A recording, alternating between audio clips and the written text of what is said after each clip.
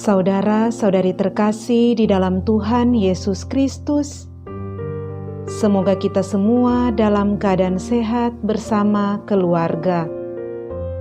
Saat ini marilah kita mendengarkan bacaan kitab suci dan renungan harian Kamis 18 Maret tahun 2021.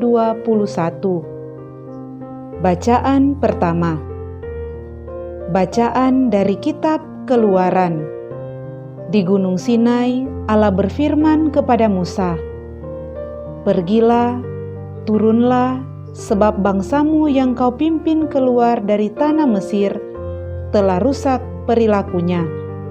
Begitu cepat mereka menyimpang dari jalan yang kuperintahkan kepada mereka.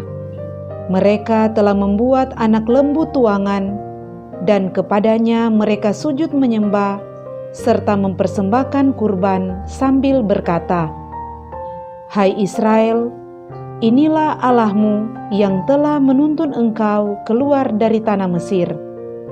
Lagi firman Tuhan kepada Musa, 'Telah kulihat bangsa ini, dan sesungguhnya mereka adalah suatu bangsa yang tegar tengkuk. Oleh sebab itu, biarkanlah murkaku bangkit terhadap mereka, dan aku akan membinasakan mereka. Tetapi engkau akan kubuat menjadi bangsa yang besar.'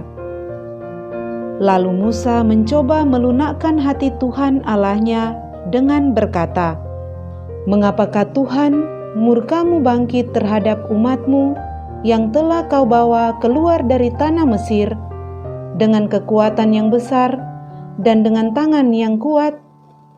Mengapakah orang Mesir akan berkata, Dia membawa mereka keluar dengan maksud menimpakan malapetaka kepada mereka dan membunuh mereka di gunung dan membinasakannya dari muka bumi?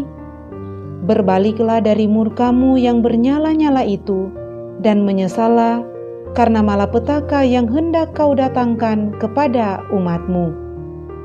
Ingatlah kepada Abraham, Ishak, dan Israel, hamba-hambamu itu, sebab kepada mereka engkau telah bersumpah demi dirimu sendiri dengan berfirman kepada mereka, Aku akan membuat keturunanmu sebanyak bintang di langit, dan seluruh negeri yang telah kujanjikan ini akan kuberikan kepada keturunanmu, supaya dimilikinya untuk selama-lamanya. Dan menyesallah Tuhan karena malapetaka yang dirancangkannya atas umatnya." Demikianlah sabda Tuhan. Syukur kepada Allah. Bacaan Injil. Inilah Injil Yesus Kristus menurut Yohanes. Dimuliakanlah Tuhan. Sekali peristiwa, Yesus berkata kepada orang Yahudi, "Kalau aku bersaksi tentang diriku sendiri, maka kesaksianku itu tidak benar. Ada yang lain yang bersaksi tentang aku, dan aku tahu bahwa kesaksian yang diberikannya tentang aku adalah benar. Kamu telah mengirim utusan kepada Yohanes, dan ia telah bersaksi tentang kebenaran. Tetapi aku tidak memerlukan kesaksian dari manusia. Namun aku mengatakan hal ini supaya kamu diselamatkan.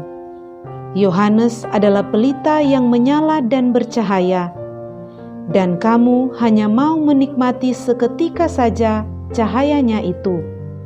Tetapi aku mempunyai suatu kesaksian yang lebih penting daripada kesaksian Yohanes, yaitu segala pekerjaan yang diserahkan Bapa kepadaku, supaya aku melaksanakannya.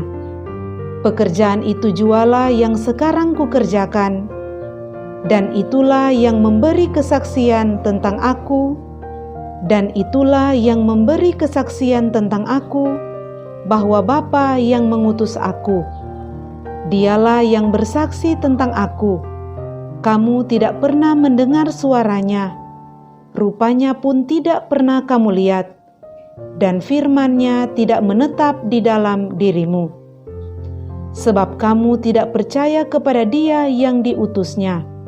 Kamu menyelidiki kitab-kitab suci sebab kamu menyangka bahwa olehnya kamu mempunyai hidup kekal. Tetapi walaupun kitab-kitab suci itu memberi kesaksian tentang aku, namun kamu tidak mau datang kepadaku untuk memperoleh hidup itu. Aku tidak memerlukan hormat dari manusia. Tetapi tentang kamu, memang aku tahu bahwa di dalam hatimu, kamu tidak mempunyai kasih akan Allah. Aku datang dalam nama Bapa-Ku, dan kamu tidak menerima aku. Jikalau orang lain datang atas namanya sendiri, kamu akan menerima dia. Bagaimanakah kamu dapat percaya karena kamu menerima hormat seorang dari orang lain, tetapi tidak mencari hormat yang datang dari Allah yang esa? Jangan kamu menyangka bahwa aku akan mendakwa kamu di hadapan Bapa. Yang mendakwa kamu adalah Musa, yaitu Musa yang kepadanya kamu menaruh pengharapan. Sebab jikalau kamu percaya kepada Musa, tentu kamu akan percaya juga kepadaku, sebab Musa telah menulis tentang aku. Tetapi jikalau kamu tidak percaya akan apa yang ditulis oleh Musa, bagaimanakah kamu akan percaya akan apa yang aku katakan? Demikianlah Injil Tuhan. Terpujilah Kristus. Saudara-saudari terkasih di dalam Tuhan Yesus Kristus, renungan kita di saat ini diberi judul Bersaksi Melalui Karya. Saudara-saudari terkasih, bacaan kitab suci kita hari ini berbicara tentang ketegaran hati umat Allah, atau sifat tegar tengkuk yang dimiliki oleh umat Allah. Pada bacaan pertama, murka Allah bangkit atas bangsa Israel yang mengkhianati kasih-Nya. Tuhan Allah berfirman kepada Musa bahwa umat-Nya, yaitu bangsa Israel, telah rusak perilakunya. Mereka telah membuat anak lembu tuangan dan sujud menyembah serta mempersembahkan korban kepada anak lembu tuangan tersebut.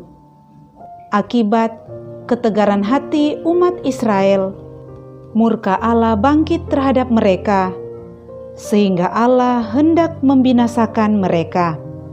Akan tetapi, Musa tampil sebagai juru damai. Musa mengingatkan Allah akan janji dan kasih-Nya kepada Abraham, Ishak, dan Yakub. Allah pun menyesal dan membatalkan malapetaka yang telah direncanakannya. Saudara-saudari terkasih, dalam bacaan Injil hari ini, kita juga melihat bagaimana ketegaran hati orang Yahudi, yaitu penolakan mereka terhadap kehadiran Tuhan Yesus. Sesudah Tuhan Yesus menyembuhkan seorang yang lumpuh di kolam Betesda pada hari Sabat, Tuhan Yesus ditantang oleh para pemimpin agama Yahudi untuk mempertanggungjawabkan tindakannya menyembuhkan orang pada hari Sabat. Mereka mempertanyakan atas kuasa apa Tuhan Yesus bisa berbuat sesuatu yang dilarang oleh hukum Tuhan. Siapakah yang dapat membenarkan tindakan Tuhan Yesus itu? Karena menurut ajaran dan adat istiadat mereka, hari Sabat adalah hari istirahat total, sehingga pekerjaan apapun tidak boleh dilakukan pada hari Sabat. Menanggapi tantangan pemimpin-pemimpin agama Yahudi itu, Tuhan Yesus menunjukkan 4 kesaksian yang telah menegaskan bahwa Tuhan Yesus itu adalah anak Allah. Maka dengan kuasa Allah lah Tuhan Yesus melakukan pekerjaannya itu. Keempat kesaksian itu adalah kesaksian yang diberikan oleh Yohanes Pembaptis, kemudian kesaksian melalui segala pekerjaan yang diserahkan Bapa kepadanya. Kesaksian selanjutnya adalah Allah Bapa yang telah mengutusnya.